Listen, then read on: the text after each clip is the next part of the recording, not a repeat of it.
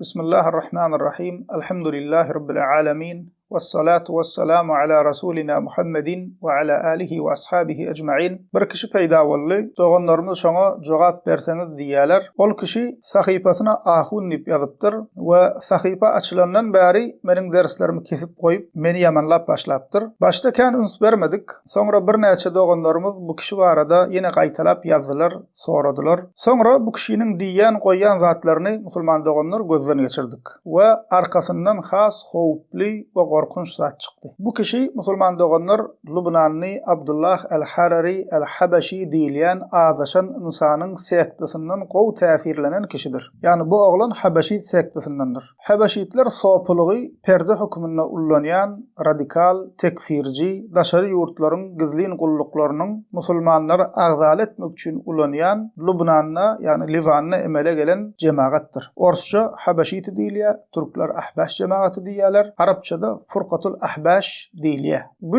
kişi barada tertip boýunça aýtsak musulman doganlar bu kim? Agzyndan ýaň süýdüýsi giden ýaş oglan gögele. Agzyna ak gelse-de, gara gelse-de gurlap duran Ibn Teymiýe ýaly alimlara kafir, Ibn Kesir, Ibn Qayyim ýaly alimlara, Ähli sünnetin uly alimlaryna adaşan diýjek derejede zır jahil, ýalançy, terbiyesiz, ahlaksyzyň biri. Arapça gurlan bolup, Kur'an okan bolup, ilmli sırap, özi ýal jahiller guýmap ýören jahil oglan. Özü Türkmenistanyny emma özüni Eýran türkmenleriň şiwesinne gurlap, özüni türkmen sahraly ýaly diýip görkezýär. Hakyky ady we familiýasy belli däl. Çak bilen musulman doganlar ýakynlarda Türkmenistandan türkmen sahra tengliň ýanyna ugradylan bu çaga. Özüne ahun diýe, birilerim muňa ahun diýýärler, emma şoňa ahun diýýänler gyzyklanyp görsünler. Näçe ýyl okap ahun bolluň diýsinler. Türkmen sahrada haýsy medresede okadyň? Medreseň ady näme? Näçe ýyl okap ahun bolluň diýip gyzyklansynlar. Şoňa ahun diýýänlere diýäs. Özleri üçin allanmazlyklar üçin diýäs, ýoksa bize bu çaga gyzykly däl. Ahunçylyk okany gaty şüpheli. Sebäbi musulman doganlar ahunçylyk okanlarda bidgatçy hem bolsa azda känni edep ahlak bolýar. Emma bu çagaň özüni alyp barşy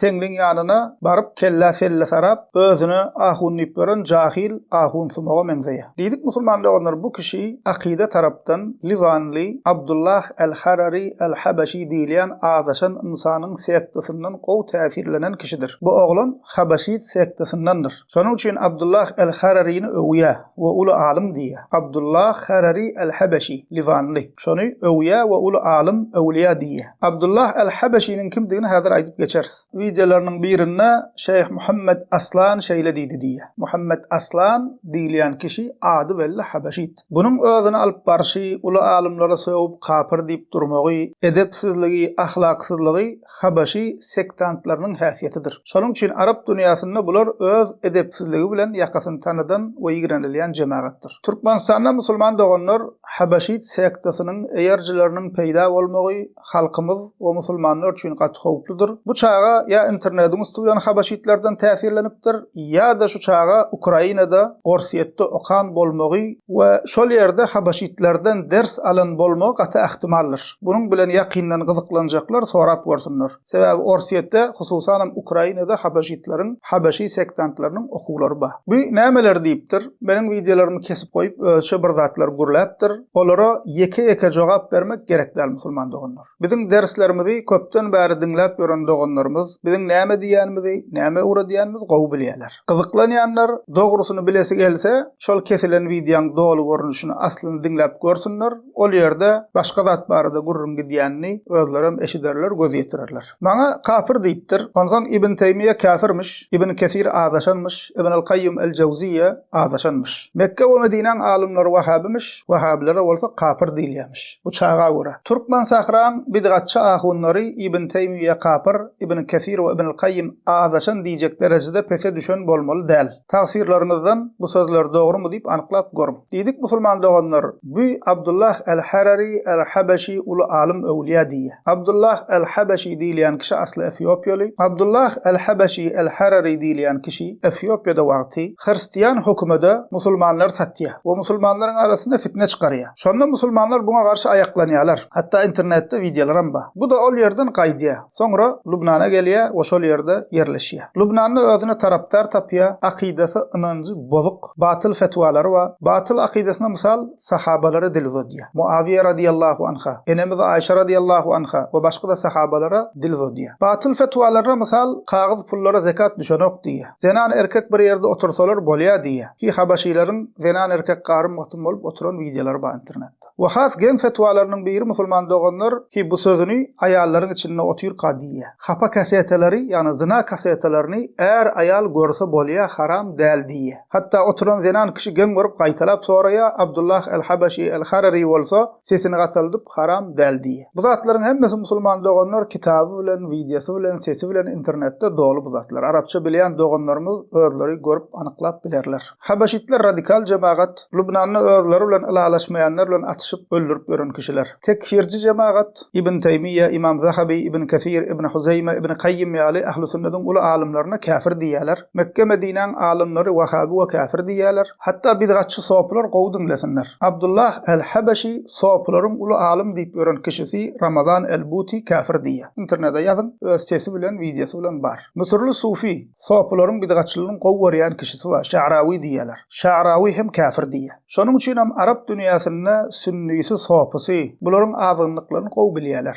Lubnanda musulman doganlar bular bir döwür siýasata girýärler. Hatta özleri millet wekil deputat çykarýarlar. Öz akidelerini ýaýratmak üçin mektep, mesjid açýarlar. Soňra ulan bu jemaatyň Yahudiler we başga gizlin gulluklar bilen işleşýändigini üstçilýär we Lubnanyň tarapdarlary azylyp başlaýar we bulara alynan köp kişiler Habaşilerden aýrylýar we jemaatyň içinde bolup geçýän pysty-pujurlyklary açyklap video çekip başlaýarlar. We Lubnanda şu wagt öňkü ýaly täsirleri ýok. Öňkü SSR ýurtlarynda musulman doganlar esasy bularyň merkezi Ukrainadyr. Sebäbi Ahmet Temim diýilen şu sekten agzasy Ukrainada okaýar we şol ýerde galýar we Ukrainada Habaşizmi ýaýradyp başlaýar. Habaşitler Çeçenistanda, Dağystanda, umuman Kafkazda 2000-nji ýyllardan öň ýaýrajak bolýarlar. Soplar başda bular tanaman, bularyň agzyny ankarýarlar. Soňra ulan olaram bular tanap Habaşitleri reddedip başlaýarlar. Türkde ýaýrajak bolýarlar, türkün musulmanlary soplaryna çenni bular tanap, bular gizli gulluklaryň ulanýan jemaaty diýip olardan äge edip başladylar. Ene musulman doganlar bu ahlaksyz köçe terbiyesinden çykyp bilmedik, agzyna ak gelse de qara gelse de gurulap duran çağa İbn Teymiye kafir diýendir jahil